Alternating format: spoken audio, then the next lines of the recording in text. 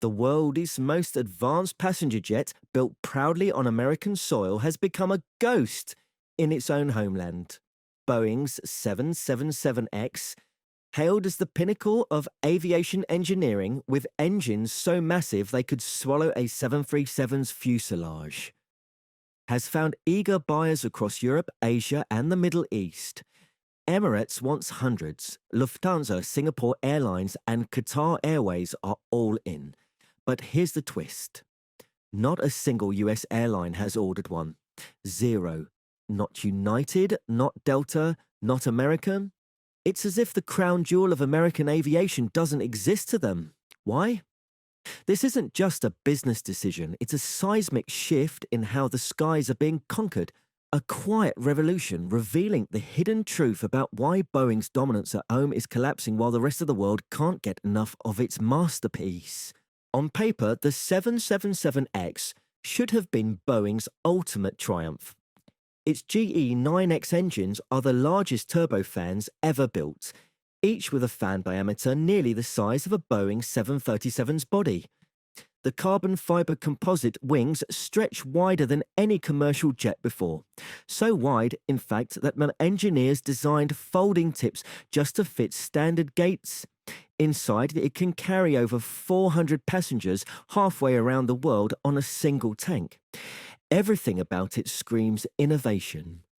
10% better fuel efficiency, record-breaking range, and an aerodynamics package decades ahead of its time. Yet despite all this, US Airlines, Boeing's traditional allies, have turned away. The aircraft that embodies American engineering excellence is finding love everywhere except America. And that irony cuts deep. The reason lies in a subtle but powerful change in strategy. US Airlines no longer chase sheer size, they chase frequency. Instead of funneling every traveller through one giant hub to fill a 400-seat plane, carriers like United and Delta now scatter flights across multiple smaller gateways: Boston, Seattle, Houston, Phoenix, using mid-sized jets that fly more often to more places. Passengers prefer flexibility over mega hubs, and airlines prefer guaranteed revenue over risky half-empty giants. The 777X was built for the old world of aviation, where bigger meant better. But in modern America, it's all about how often you fly, not how much you can fit. The pandemic hammered that lesson home. When borders slammed shut, the airlines with smaller, more flexible fleets adapted overnight, rerouting capacity, downsizing flights, and surviving with less pain. Meanwhile, carriers stuck with massive aircraft bled cash trying to fill empty seats on routes that barely existed. The numbers told the story. Agility beat scale.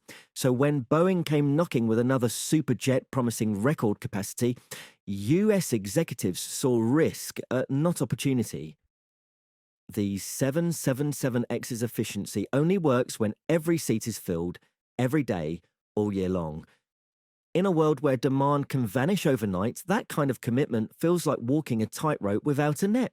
And Boeing hasn't made the sell any easier.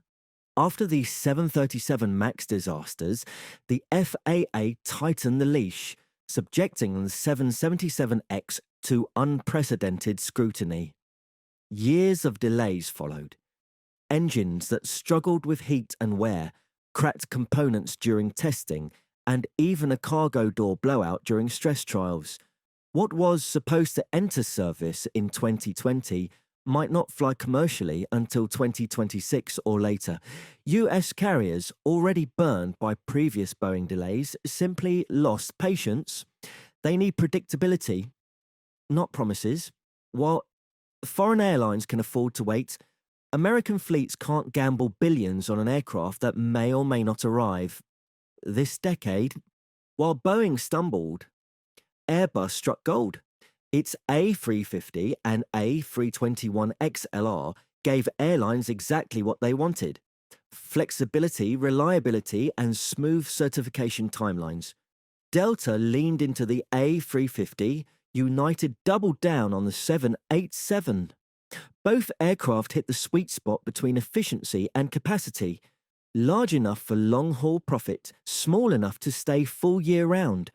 Airbus didn't chase scale, it chased adaptability.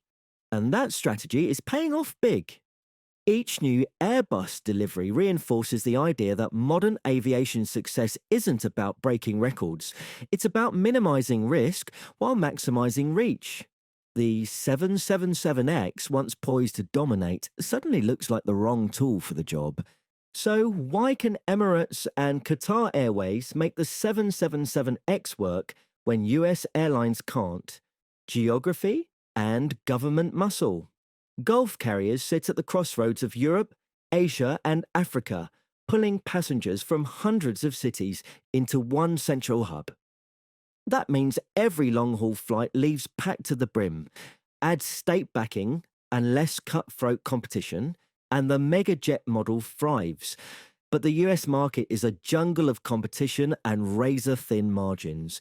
There are no protected routes, no subsidies, no monopolies. In this open market chaos, a jet designed for monopoly-style traffic flows becomes a liability. Then there's the growing pressure from regulators and investors demanding greener operations.